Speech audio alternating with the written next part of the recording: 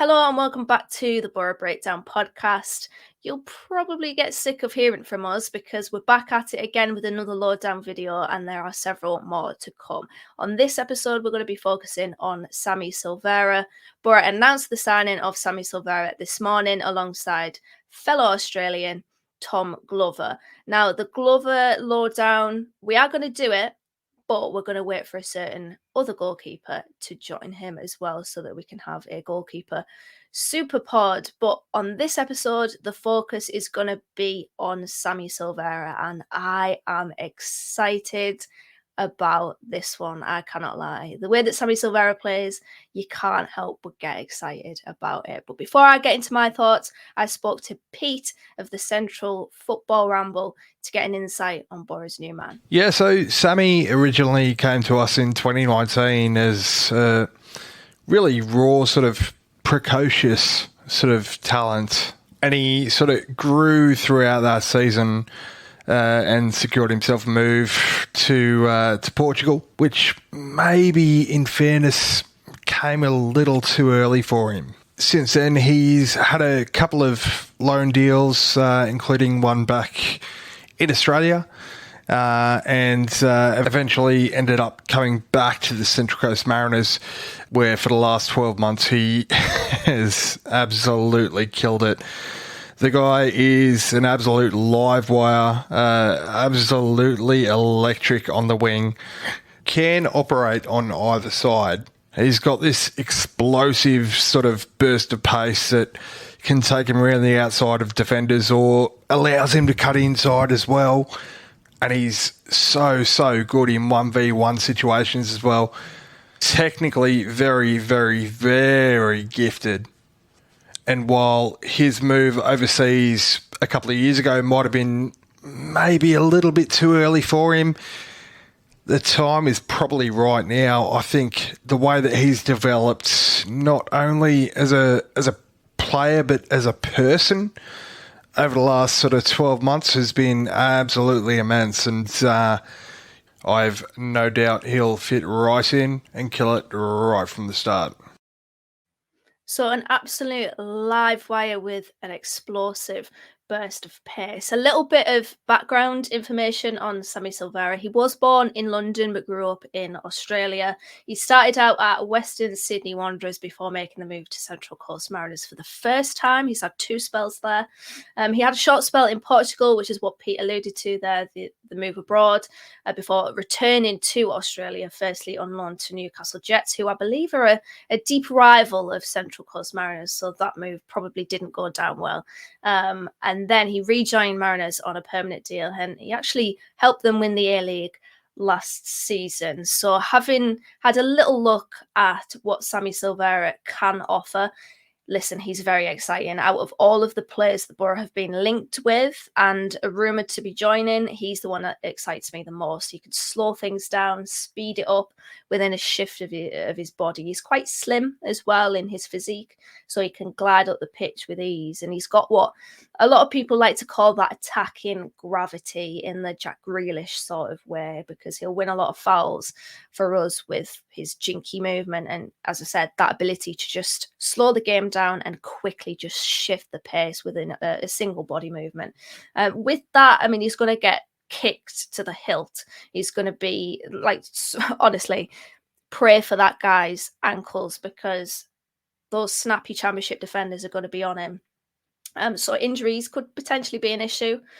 And given his slender frame, maybe his physicality could be a problem. He's not a forward that's going to fend off defenders with strength necessarily, as well as his speed. Probably more just speed. And one pattern of his game from just watching clips of him on Y Scout, and appreciate clips and not the full picture. I completely understand that. But just to gain an insight for these lowdown pods, we do have a look, see certain attributes of him to understand the very base qualities of a player. What we do compile the videos if you're watching on YouTube. If you're not watching on YouTube, do recommend watching it on YouTube. It just gives you a little bit more visualization, to these players that we're signing. They're not highlights reels, although this one kind of does look like one. They just give us an insight into what Sammy Silvera can offer. But slight tangent there, just because we got a comment yesterday and I took it very personally.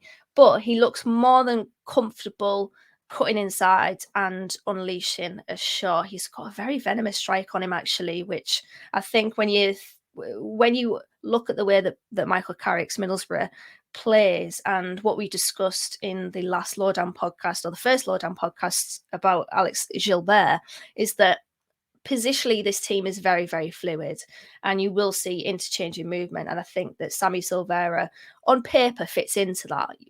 Boro seem to be looking at these rich, technically gifted footballers to be able to essentially make that transition to Boro's style of play as swimmingly smooth as it possibly can go, because I think if a player has that technical ability, then that is the very basic level that they need, and then they can build it up from there. So I am very, very excited about this signing. He is a player that Peter Petrov, who gives an insight on Tom Glover, which you'll soon see. He did a full Twitter thread on Sammy Silvera. Peter is an analyst in the A-League, and he said that one of his weaknesses could potentially be his inconsistency, or one of his worries, should I say, because since his debut in the A-League, he's had just one outstanding season, and the player himself has stated that his form heavily depends on confidence and happiness. So inconsistency could potentially be a problem for Silvera, but I just absolutely love the very explosive burst of pace that he does have, where he can change the pace of a game. And when you think about the way that Boro plays stylistically and how good we are in the counter-attack, we do seem to be putting pieces to the jigsaw of players that can also play very well on the counter-attack, that in that transition from defence to attack and also on the turnover, we do have that incisiveness on the ball, not just quick in our movement, but quick in our thinking as well. I've always wanted a Middlesbrough team full of players that are just very quick in knowing where their teammates are, and judging from the player interviews that we've heard last season at POM after Blackpool away in particular, they work a lot on the movement of not just where the player or the individual himself should be, but also his teammates as well. So I think stylistically, from what I've seen, Sammy Silvera does fit the style of play. That doesn't mean he's going to be a success, but I'm hopeful for it. When looking at the positions that he's played in predominantly in his career, he's played as a left winger, but has also played on the right. 23 times he's played on the left, 14 times on the right. What that means, for where he fits in, I think you'll probably see him in both areas of the park, right and left. Again, this fits into this narrative that I really do buy into, that Marcus Forss is going to be a central player next season, that he's going to be the striker, that he's going to be the number 9. It makes sense. With Sammy Silvera coming in, with Gilbert coming in, he could play on the left. With Morgan Rogers, heavily rumoured, apparently he is undergoing a medical. These wingers, it makes total sense for Marcus Forss to move centrally. So I think we'll probably see, just because Sammy Silvera is right-footed, I believe. Let me just bring up his player profile. Yeah, he's right-footed. I think he might play on the left just because he's got a very, very dangerous shot on him that could be a very good weapon in his and Boro's armoury. So there's the potential there. Playing him on the left, but also on the right. If you want that out-and-out winger that is really direct and can go at fullback, then Sammy Silvera is your man. I think we've got that flexibility there positionally and versatility within the team as well. The pickups that Boro are bringing in, I think you can see that they obviously want them to be flexible in their position, in their game. They want to interchange. They want them to be fluid. It's very, very, and it's quite an obvious blueprint of our transfers. But looking at him stylistically, and thanks to Ben Griffiths for this pizza chart that we've got on the screen right now. Sammy Silvera, when compared to wingers in the A-League, is in the top 13% for accelerations with the ball. That is a run with the ball with a significant speed up. That's the Y-Scout definition of an acceleration with the ball. Top 4% for smart passes, and a smart pass is a creative and penetrative pass that attempts to break the opposition's defensive lines to gain a significant advantage in attack. He's also ranked quite decently for successful dribbles, the top 22%, 6.58 successful attacking actions per 90 last season, 7th rank in the A-League for wingers. And defensively, he seems pretty decent, considering that I think there's this idea of wingers, particularly the ones with such attacking gusto, that they can't defend and that they won't defend and they don't have the commitment to. But 74 percentile, 70 percentile, and 63 percentile for defensive actions, tackles and interceptions, and aerial win percentage. So I think, yeah, this deal is probably the one that excites me the most. It's easy, though, to get baited by these types of players that do play fun football. It's quite simply put, these are the YouTube highlight reels players, but we've not looked at him on YouTube. I will let you know that.